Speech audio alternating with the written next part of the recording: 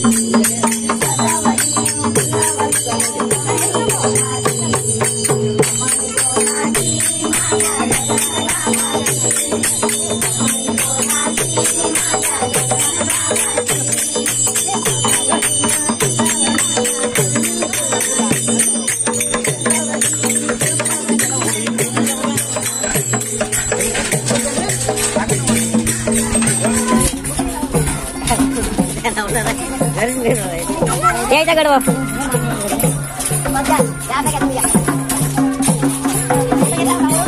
घेतला घेतला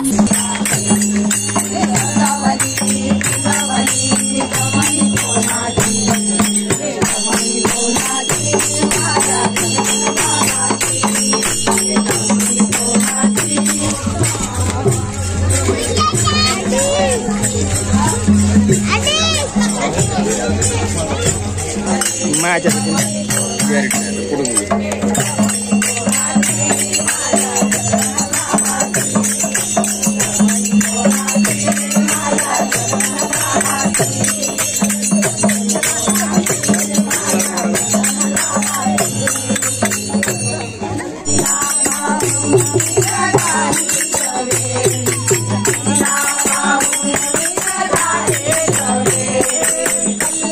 स्टोरेज फुल झाला